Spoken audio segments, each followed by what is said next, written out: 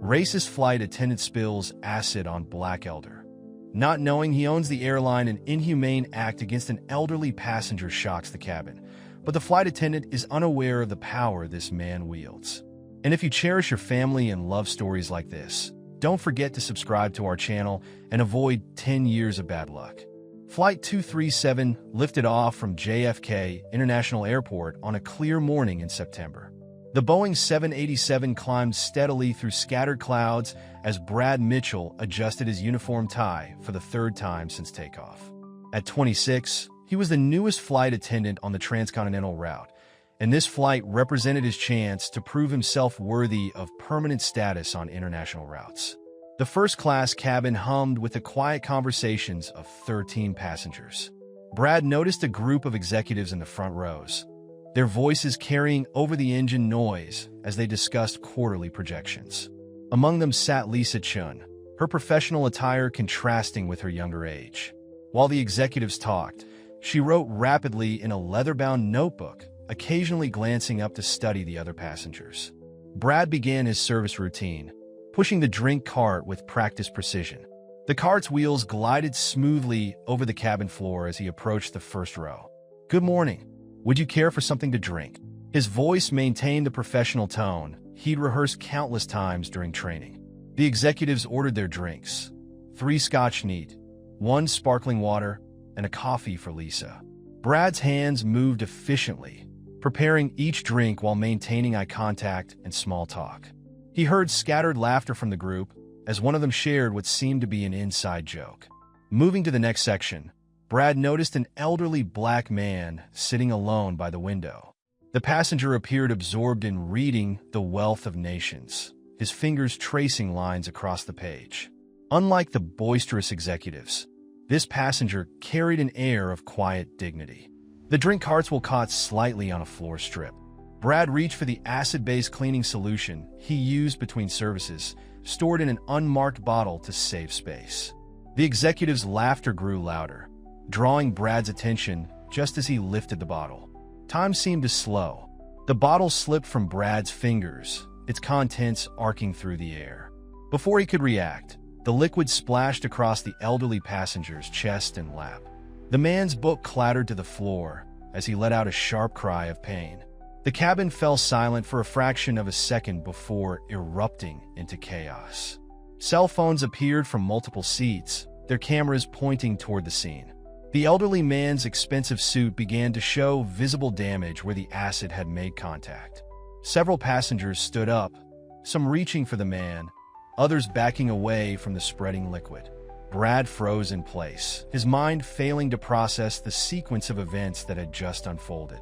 His training covered medical emergencies, turbulence, and even terrorist threats, but nothing had prepared him for this moment. "Someone get help!" A voice called from the back. Brad remained rooted to the spot, watching as the elderly man's expression shifted from pain to something unreadable. The acid continued to eat through the fabric of the expensive suit, and the acrid smell filled the immediate area. The sound of cameras clicking and passengers murmuring created a surreal backdrop to the scene. Brad's hands shook as he finally reached for the emergency protocols manual in his pocket, but it slipped from his trembling fingers. The temperature in the cabin seemed to drop several degrees as the elderly man slowly raised his eyes to meet Brad's gaze. The elderly man rose from his seat with deliberate slowness, his damaged suit clearly visible under the cabin's bright lights. Despite the obvious discomfort, he maintained remarkable composure. "My name," he announced in a deep, measured voice, "is Charles Davis, CEO of Global Airlines." Brad's face drained of color. The name finally registered. Charles Davis, the self-made billionaire whose story had been featured in every major business magazine. The man who had transformed a regional carrier into one of the world's largest airlines stood before him, acid-damaged clothing steaming slightly. Lisa Chen's reaction was immediate. She pulled out her phone and began streaming. "I'm live from Global Flight 237, she spoke clearly into her device. Moments ago, a flight attendant spilled industrial cleaning acid on Mr. Charles Davis, one of America's most prominent black business leaders. The substance appears to have caused chemical burns through his clothing. The cabin's atmosphere grew increasingly tense as Lisa's broadcast continued. Her followers quickly multiplied from hundreds to thousands, with comments flooding the feed. Some viewers demanded immediate action, while others speculated about possible motivations behind the incident. From row 7, an older man with military bearings stood up. "Ladies and gentlemen," he announced, his voice carrying the authority of someone used to command. "I'm James Thompson, United States Marine Corps, retired. Before anyone jumps to conclusions, we need to hear Mr. Davis out." Thompson's intervention created a momentary pause in the growing chaos. He turned to face the other passengers. "I've seen enough snap judgments in my lifetime. Let's not compound this situation with hasty accusations." Mr. Davis adjusted his posture, wincing slightly from the chemical burns. "Thank you, Mr. Thompson," he said, his voice remaining steady. "Your voice of reason is appreciated." He turned his attention back to Brad, who stood paralyzed beside his overturned drink cart. The contrast between Davis's dignity and Brad's visible panic created a striking tableau. Passengers who had been filming began to lower their phones, sensing that something more significant than a simple accident was unfolding. "Young man," Davis addressed Brad directly, "in my 40 years of building this airline, I've learned that moments of crisis reveal character. Right now, you have a choice about how to handle this situation." The words hung in the air as scattered murmurs rippled through the cabin. Lisa's live stream continued to capture every moment, her commentary providing context for thousands of viewers now tuned into the unfolding drama.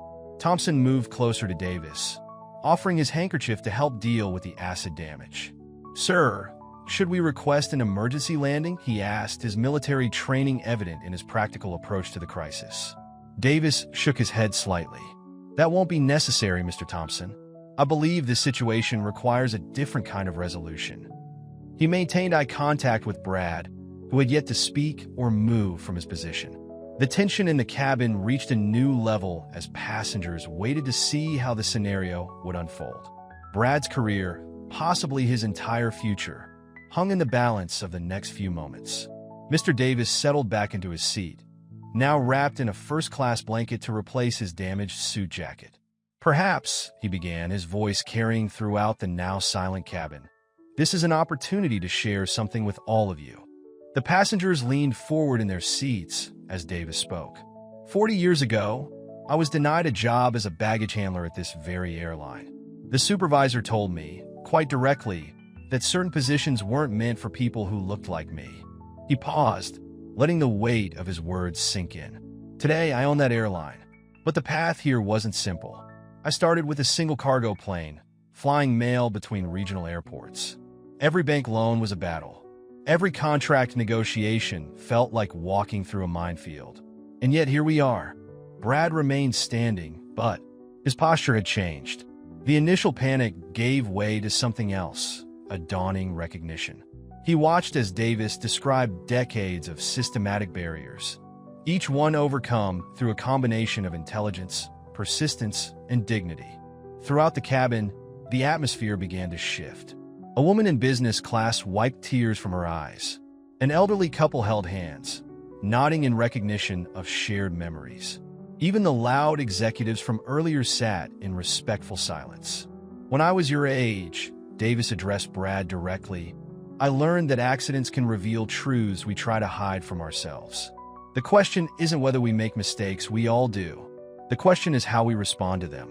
Lisa's livestream comments exploded with responses. Viewers shared their own stories of workplace discrimination, creating a virtual chorus that echoed the real-world conversations now spreading through the cabin. A flight attendant from economy class had made her way forward, listening from the galley. She stepped forward, her voice trembling slightly. "Mr. Davis, I've worked for TransGlobal for 20 years.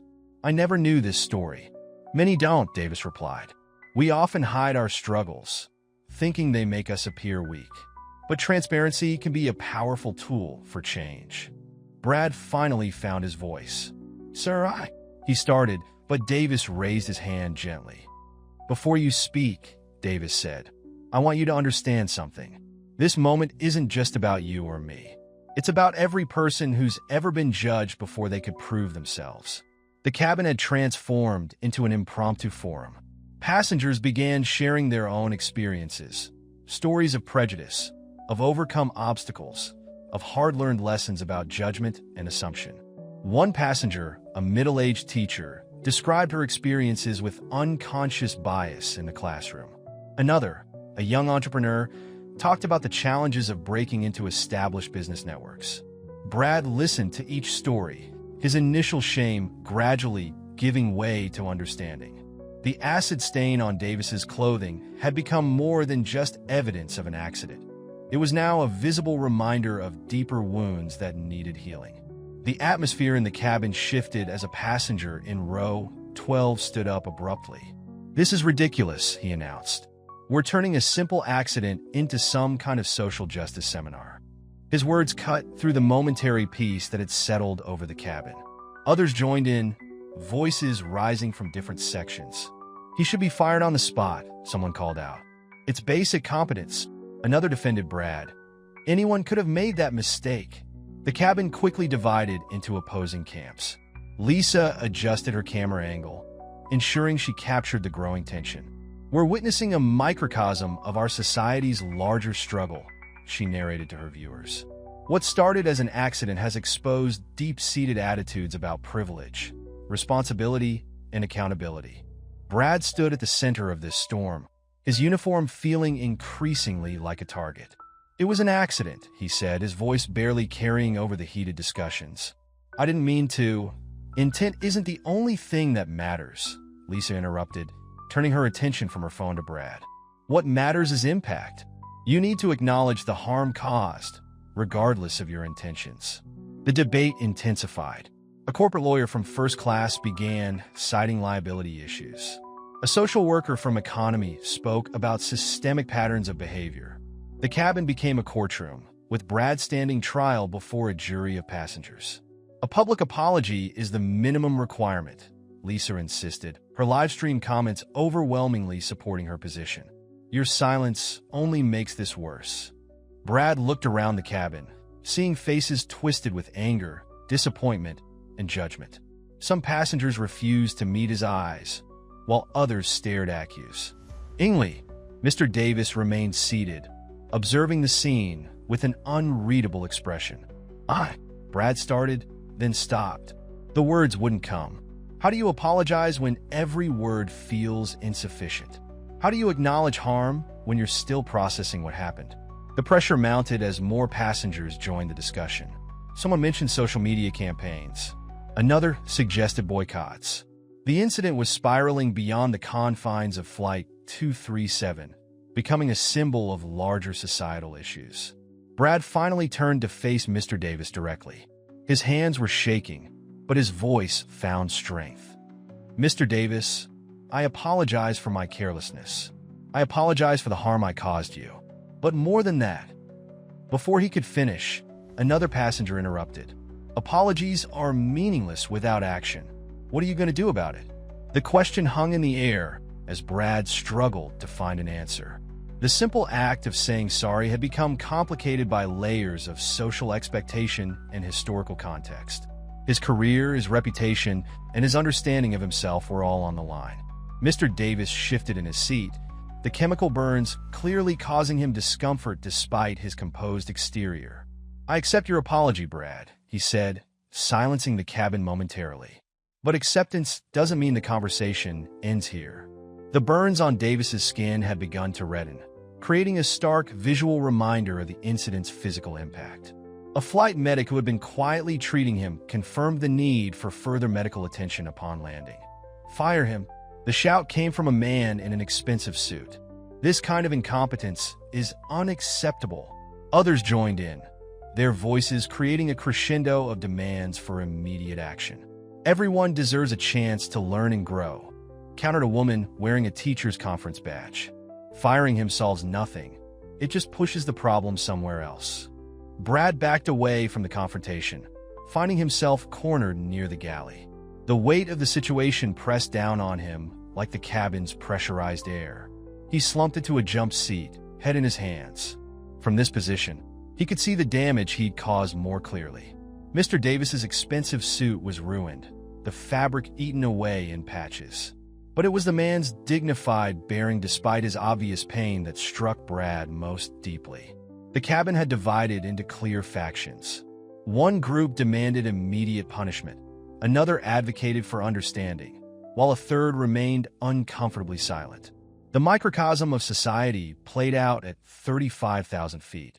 Lisa's live stream continued to attract viewers, with comments ranging from calls for Brad's termination to debates about corporate responsibility and racial sensitivity. The incident had transcended its immediate circumstances, becoming a focal point for larger societal tensions. Brad watched as passengers argued about his fate.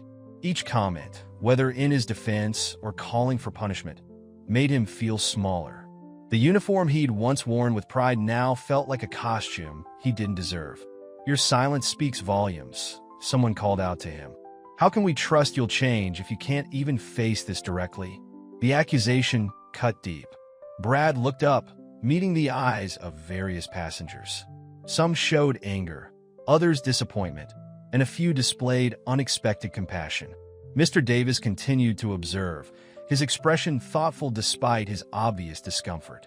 Time seemed to move differently in the pressurized cabin as the arguments continued. What had started as a simple accident had evolved into a complex web of social commentary, personal responsibility, and institutional accountability. As the flight's destination appeared on the cabin screens, Mr. Davis raised his hand for silence. "Before we land," he announced, "I have a proposition for Brad." The cabin fell quiet, all eyes focusing on the CEO's measured words. "Instead of ending your care," Davis continued, wincing slightly as he adjusted his position, "I want you to help change our company's culture. Work with me to develop and implement diversity training programs. Turn this mistake into a catalyst for real change." The proposition hung in the air like the plane itself, suspended between earth and sky. Brad lifted his head, surprise evident on his face. This wasn't the punishment he'd expected, but something far more challenging. Passengers exchanged glances. Lisa lowered her phone slightly, though her live stream continued. "This is unexpected," she commented to her viewers. "Mr. Davis is offering transformation instead of termination." The applause started slowly, a single pair of hands from the back of the cabin. Then another joined and another. Soon, the entire aircraft resonated with the sound of appreciation for Davis's gesture of grace under pressure. Some passengers remained skeptical. "But how do we know he's genuine?" one asked. "How can someone who caused this incident be trusted to teach others about diversity?" Davis raised his hand again. "Sometimes, those who have made mistakes become the most effective advocates for change. They understand both sides of the equation, the mindset that leads to errors and the impact those errors have on others." Brad stood slowly, his legs unsteady. The applause had died down, and all eyes were on him. This moment would define not just his career, but his character. The weight of the decision pressed against his chest like the high-altitude air pressure.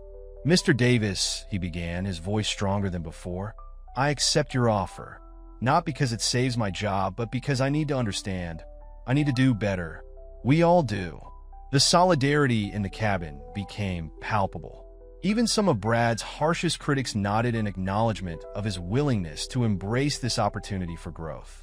Lisa's live stream exploded with comments supporting the resolution.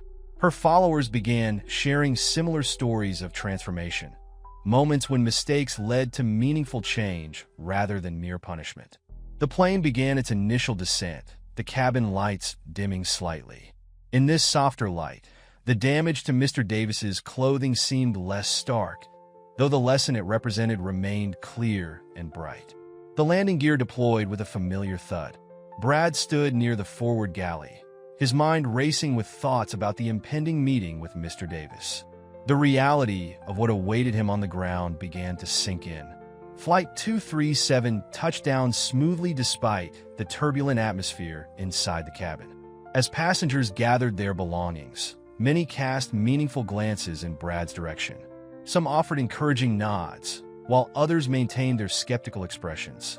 Lisa approached Brad as she packed away her phone, The live stream finally ended after capturing every moment of the dramatic flight. "That took courage," she said, surprising him with her directness. "Accepting responsibility is the first step, but the real work begins now." Her words carried weight because they came from someone who had documented his worst professional moment for thousands to see. "Why did you keep streaming?" Brad asked, the question that had been nagging at him throughout the flight. "Because sometimes we need to witness these moments," Lisa replied. "They force us to confront uncomfortable truths about ourselves and our society. But more importantly," she paused, making sure he understood, "they show us how to move forward." Brad nodded slowly, processing her words. The anxiety about his upcoming meeting with Mr. Davis manifested in physical symptoms: sweaty palms, rapid heartbeat, dry mouth. He hadn't felt this nervous since his first day of flight attendant training. As passengers began to deplane, several stopped to share their thoughts. A young business student handed him her card, suggesting he contact her university's diversity office. An elderly couple squeezed his shoulder supportively. Even the veteran, Mr. Thompson, gave him a firm handshake.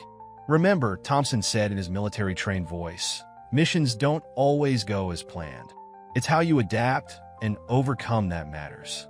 Brad's colleagues on the flight crew watched from a distance, their expressions a mix of concern and curiosity. They had witnessed something unprecedented, a near-career-ending mistake transformed into an opportunity for systemic change. The confidence Brad had felt during the applause began to waver. Could he really become an advocate for diversity and inclusion? Would anyone take him seriously after what had happened? The doubts crept in like cabin pressure during descent. Lisa noticed his hesitation. "Stop second-guessing yourself," she advised. "Mr. Davis saw something in you worth saving. Don't prove him wrong." The last passengers were deplaning now. Brad knew that somewhere in the terminal, Mr. Davis was waiting, probably already organizing his thoughts about their upcoming conversation. The acid burns on the CEO's skin would serve as a constant reminder of why this meeting was necessary. The private conference room in the airport terminal felt smaller than it actually was. Mr. Davis sat across from Brad, his damaged suit replaced with fresh clothes brought by his assistant. The chemical burns on his skin had been properly treated by medical staff, but their angry red marks remained visible. "Let me tell you a story, Brad," Davis began, his voice carrying the weight of decades of experience. "In 1983, I was denied a loan for my first aircraft. The banker told me he couldn't risk lending money to my kind. 2 years later, I owned 3 planes, and that same bank was begging for my business." Brad sat perfectly still, afraid that any movement might break the moment's intensity. The conference room's fluorescent lights cast harsh shadows across both men's faces, highlighting their differences and similarities in equal measure. "Sir, I need to admit something," Brad interrupted, his voice trembling slightly. "I've never really thought about how my actions affect others. When I saw you boarding the plane, I made assumptions. I didn't know who you were, and I realize now that shouldn't have mattered." Davis leaned forward, his elbows resting on the polished conference table. "That's exactly why I brought you here. Recognition is the first step toward change. Tell me, what assumptions did you make?" The question hung in the air like suspended turbulence. Brad felt his throat tighten, but he forced himself to continue. "I saw an older black man traveling alone, and I gave him less attention than the group of executives. I didn't even offer him a drink before the accident happened. And now that you recognize these biases?" Davis pressed, his eyes never leaving Brad's face. "I'm ashamed," Brad admitted. "Not just because you turned out to be the CEO, but because no passenger should be treated differently based on how they look." Davis nodded slowly, the movement causing him to wince from his injuries. "This pain will heal," he said, gesturing to his burns. "But the pain of discrimination, of being judged before you speak, of having to work twice as hard to be considered half as good, that pain persists across generations." The conversation paused as Davis's assistant entered with a folder. Inside were statistics about diversity within the airline industry, including TransGlobal's own numbers. The data told a story of systematic underrepresentation and missed opportunities. "These numbers represent real people, Brad. Real dreams deferred or denied. When I offered you this opportunity, it wasn't just about saving your job. It was about creating meaningful change within our company. Lisa stood outside the conference room, her journalistic instincts telling her something wasn't quite right. Through the glass walls, she observed Brad's body language, the way his shoulders tensed when speaking. How? His eyes darted to the door occasionally, the slight tremor in his hands when gesturing. She opened her notebook, reviewing her observations from the flight. Brad's initial reaction to the accident, his delayed apology, his quick acceptance of the diversity role. Something felt rehearsed, almost too convenient. Inside the room, Brad and Mr. Davis continued their discussion about the new diversity program. "We'll start with mandatory sensitivity training for all flight crews," Davis explained, unaware of Lisa's scrutiny from outside. "You'll be the face of this initiative, sharing your experience as a teaching moment." Lisa knocked on the door and entered, her presence causing Brad to straighten in his chair. "Mr. Davis," she began, "I apologize for interrupting, but I think we need to address something important." She placed her notebook on the table, open to a page filled with detailed observations. "During the flight, I noticed patterns in Brad's behavior," she continued. "Before the accident, he consistently showed preferential treatment to certain passengers. The acid spill wasn't the problem. It was a symptom of deeper issues." Brad's face paled as Lisa recounted specific instances. How he'd lingered at the executive seats, offering premium drinks unprompted, while rushing past other passengers. How his customer service seemed to vary based on passengers' appearance and perceived status. "I wasn't," Brad started, but Lisa pressed on. "I've been documenting discrimination in corporate environments for 3 years," she explained. "What I witnessed today fits a pattern. The question isn't whether Brad can lead a diversity program. It's whether he's truly ready to confront his own biases." Mr. Davis listened intently, his expression thoughtful. "What would you suggest, Ms. Chun? Before Brad becomes any kind of advocate, he needs to understand the community he's hurt. I propose he spend time working with diversity organizations, not as a leader, but as a student." Brad sat in silence, the weight of Lisa's words forcing him to confront uncomfortable truths about himself. His quick acceptance of the diversity role had been partly motivated by a desire to save his job, not necessarily by a genuine understanding of the issues. Davis turned to Brad. "Is this true? Were you just looking for an easy way out?" The conversation came to an abrupt halt as a group of flight attendants entered the conference room, led by a senior crew member named Sarah. "Mr. Davis," she said, "there's something you need to know about Brad's employment history." Sarah placed a file on the table. Before joining TransGlobal, Brad worked for 3 other airlines. Each time, there were incidents involving discriminatory behavior. He was let go, but the airlines kept it quiet to avoid publicity. The revelation hit the room like sudden turbulence. Brad's carefully constructed facade crumbled as Mr. Davis opened the file, reviewing complaints ranging from racial profiling to selective service based on passengers' perceived status. "You weren't just careless today," Davis said quietly, his burned skin seeming to darken with disappointment. "This was part of a pattern." Brad stood up, desperation evident in his voice. "Those complaints were misunderstandings. I've changed since then. I really want this opportunity to what?" Lisa interrupted. "To hide your past behind a corporate diversity initiative? To use Mr. Davis's grace as a shield?" The room fell silent as Mr. Davis slowly rose from his chair, wincing from his injuries. Instead of anger, his face showed determination. "Ladies and gentlemen," he announced, "this is exactly why we need systematic change." He turned to address the gathered group. "Brad's behavior represents a deeper problem in our industry, one that can't be solved by simply firing people and pushing them to other airlines. We need transparency, accountability, and real transformation." To everyone's surprise, Davis activated the conference room's video system, connecting to a live stream. "I'm making this public not to shame Brad, but to demonstrate TransGlobal's commitment to real change. Starting today, we're implementing industry-leading transparency measures for all discrimination complaints." Brad sank back into his chair as Davis continued. "Every employee, from myself to our newest hire, will undergo extensive bias training. We'll establish an independent review board for discrimination claims. And yes, Brad will participate, not as a leader, but as someone who needs to confront his own biases. The live stream comments exploded with responses. Other airline employees began sharing their experiences. Industry experts praised the unprecedented move toward transparency.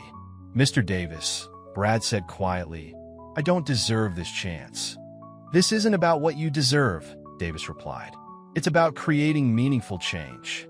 Your story, all of it, including your past, will serve as a case study in how bias perpetuates when we allow people to hide from their actions."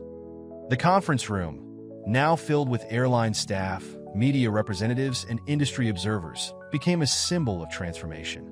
Those who had tried to expose Brad's past found themselves part of a larger movement for industry-wide reform.